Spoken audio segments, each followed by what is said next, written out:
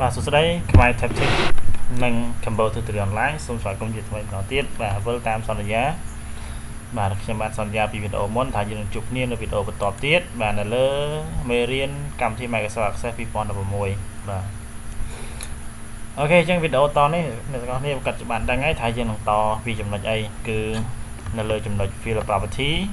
បាទត្រង់ចំណុច3ចុងក្រោយនេះបាទព្រោះចំណុចអស់នេះគឺខ្ញុំអត់បង្ហាញទេព្រោះវាអត់ចាំបាច់ទេបាទវាចាំបាច់ដែរតែវាអត់សំខាន់ក្នុងមេរៀនរបស់យើងទេបាទអញ្ចឹងខ្ញុំសូមបង្ហាញតែ default value validation rule និង validation tag បាទ3ចំណុចចុងក្រោយតោះយើងនឹងចាប់ផ្ដើមពីចំណុចទី1គឺ default value បាទចុងចំណុច default value នេះគឺចង់និយាយពីទិន្នន័យដែលមានស្រាប់បាទទិន្នន័យដែលមានស្រាប់មានថាទិន្នន័យដែលវានឹងបញ្ចូលទៅក្នុង field នោះដោយស្រាប់បាទនៅពេលដែលយើងបង្កើត field ថ្មី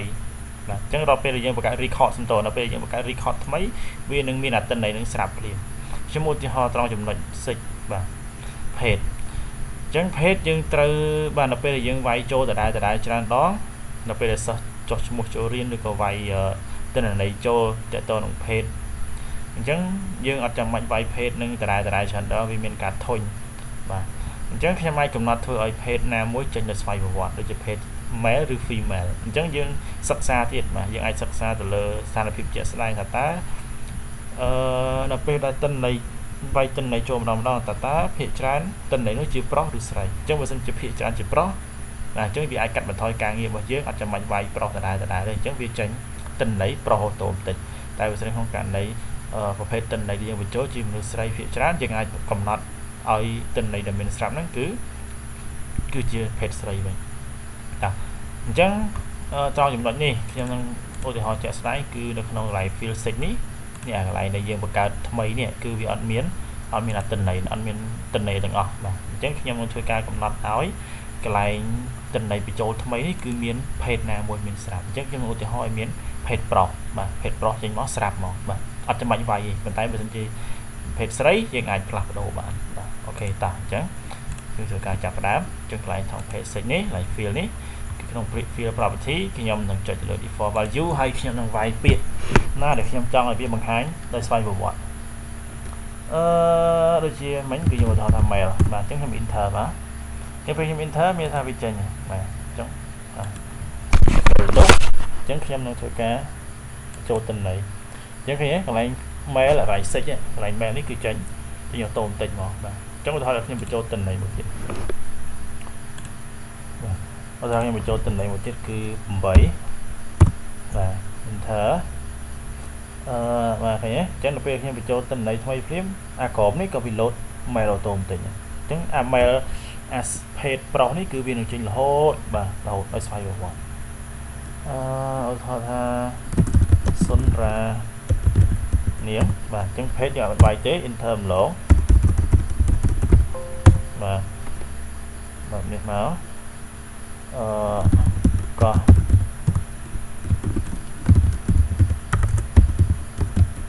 កង់បាទភ្នំពេញ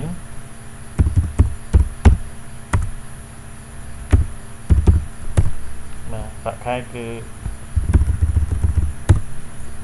70លានបាទ password គឺប៉ុណ្ណាបាទ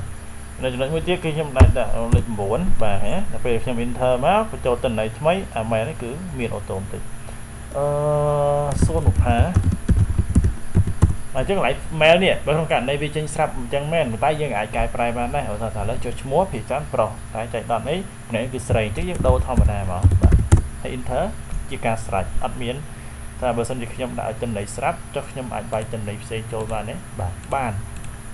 បាទអញ្ចឹងយើងលេខទូរស័ព្ទមកគឺ 0.7 បាទព្រៃវែងរតន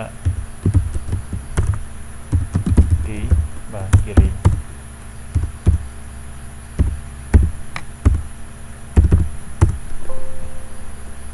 បាទខុសតម្រង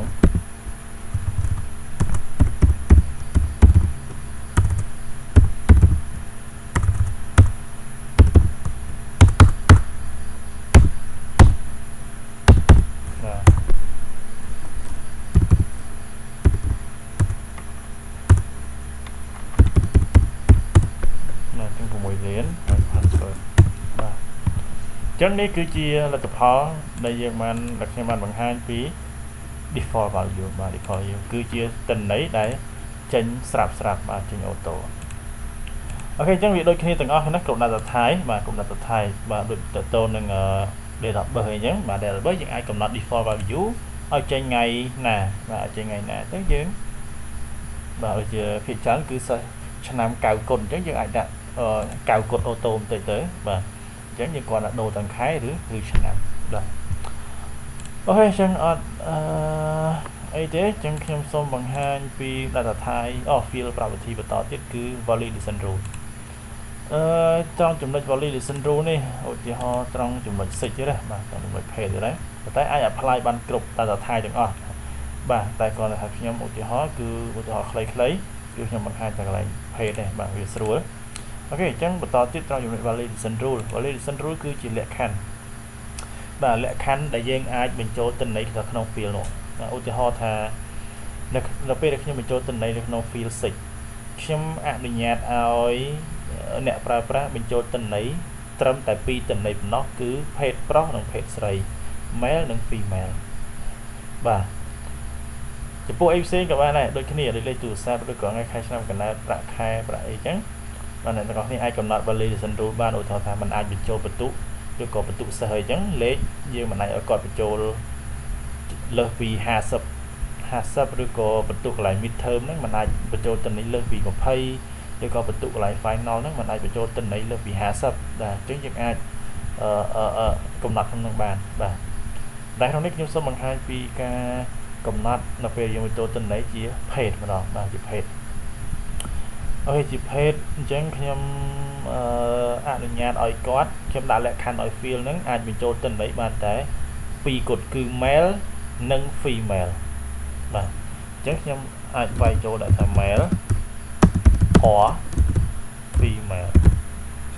បាទ male or female នៅក្នុង validation rule បាទនៅលើ field 6បាទអញ្ចឹងខ្ញុំធ្វើការ save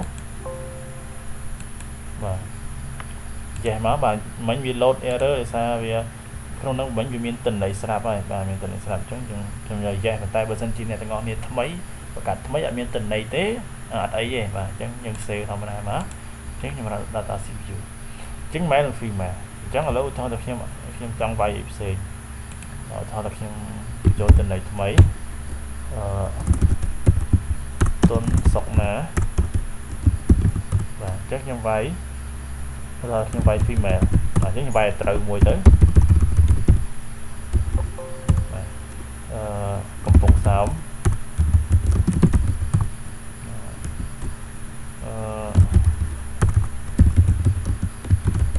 វិញ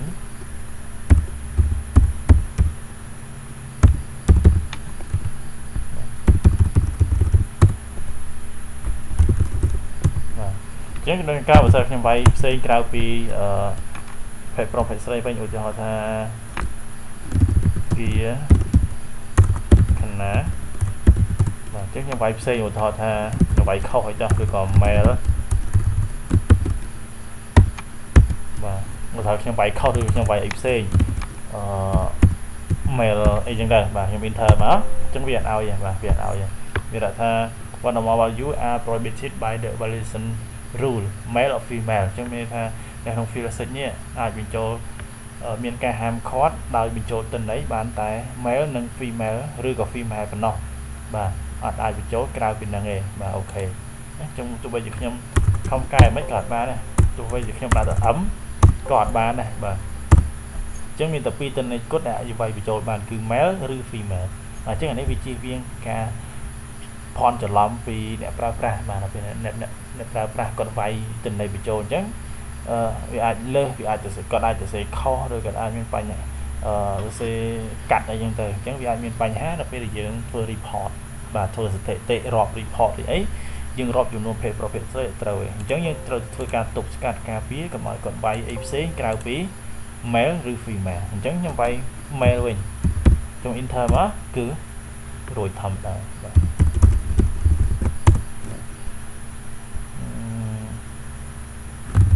comport បាទ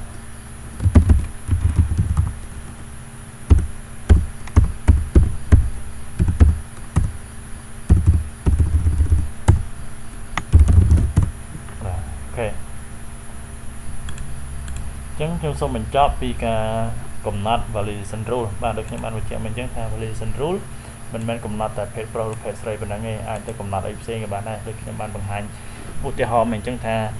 ចាក់ទងនឹងលេខដូចគ្នាឧទាហរណ៍ថាយើងអត់ចង់ឲ្យគេបញ្ចូលតិន័យបន្ទុកឬក៏លេខទៅហ្នឹងឲ្យលើសពី5ឬក៏លើសពី10ឬក៏លើសពី20ទេបាទអញ្ចឹងយើងអាចកំណត់ទៅនឹងបានបាទដូចប្រើយើងប្រើសញ្ញាធំជាងស្មើជាងឬតូចជាងអីចឹងបាទលេងអូខេអញ្ចឹងខ្ញុំសូមកុំឲ្យខាតពេលវេលាយូរខ្ញុំសូមបង្ហាញពីចំណុចចុងក្រោយគឺ validation text បាទចំណុច validation text នេះគឺអត់មានអីជាសំខាន់ណាទេគឺវាតាក់ទងជាមួយនឹង validation rule បាទអញ្ចឹង validation text យើងអាចកំណត់វាបានដរាបណាយើងមានការកំណត់នៅក្នុង validation rule រួចហើយបាទព្រោះ validation text នេះវាដើរដោយសារ validation rule ណាបាទvalidation text នេះវាគ្រាន់តែជា message មួយបាទ message មួយដែលវានឹង alert បាទ alert ប្រាប់យើងនៅពេលដែលយើងបញ្ចូលទិន្នន័យខុសពី validation rule នេះបាទអញ្ចឹងឧទាហរណ៍ថាឥឡូវយើងមានរួចហើយថា validation rule របស់យើងក្នុងកន្លែង field sex នេះគឺវាយបានតែ male និង female ទេអញ្ចឹងក្រៅពី male និង female វា error អញ្ចឹងមិញ error វា load មកមិញគឺវាវែងនឹងស្អីគេបាទមើលអត់យល់មើលអត់យល់បាទពេលខ្លះបើយើងជា system យើងជា programmer យើងអ្នកធ្វើកម្មវិធីយើងមើលយល់បាទប៉ុន្តែបើសិនជាអ្នកផ្សេងដែលគាត់អត់ដឹងគាត់មើលអត់យល់ទេបាទអញ្ចឹងដល់ពេលគាត់អត់យល់ពីកម្មវិធីគាត់មើលនឹងអត់យល់វាបញ្ហាអញ្ចឹងយើងគួរតែកំណត់ validation text នេះដើម្បីជា message មួយដើម្បីបង្ហាញនៅពេលដែលគាត់វាយទិន្នន័យខុសពីលក្ខខណ្ឌនេះឲ្យវា load message box មិនបាទចុះឧទាហរណ៍នៅពេលដែលគាត់វាយខុសលក្ខខណ្ឌខាងលើនេះខុសលក្ខខណ្ឌពី validation rule នេះខុសពី male និង female ខ្ញុំឲ្យវាដាក់ load message មួយដាក់ថា please enter only male or female បាទអញ្ចឹង enter អញ្ចឹង message នេះវានឹងបង្ហាញឡើងនៅពេលដែល user គាត់វាយទិន្នន័យខុសលក្ខខណ្ឌនេះខុសពី male និង female តោះគេយើងសាកល្បងតែ save ចូល data CPU អញ្ចឹងខ្ញុំនឹងផ្លាស់ប្ដូរ male ទៅជាអីផ្សេងឬ enter បាទអូខេអញ្ចឹងដល់ពេលយើងវាយទិន្នន័យខុសពី male និង female វា load message ដែលយើងវាយហ្នឹងគឺ please enter only male or female បាទអញ្ចឹងខ្ញុំជឿថា message នេះអាចធ្វើឲ្យអ្នកប្រើប្រាស់គាត់យល់ដែរបាទយល់អញ្ចឹងពេលហ្នឹងផ្លាច់ដូរមកជា male បាទឬក៏ female បាទអញ្ចឹងរួចរាល់ឧទាហរណ៍នេះទៀតចោះតើខ្ញុំវាយផ្សេងបាទ enter បាទអញ្ចឹង please enter only male or female អូខេអញ្ចឹងមើលយល់អញ្ចឹងយើងអាចដូរទៅជា male អូខេនេះគឺជាអត្ថប្រយោជន៍មួយរបស់ validation text និង validation rule បាទទៅចាំថា validation rule និង validation text គឺដើរជាមួយគ្នា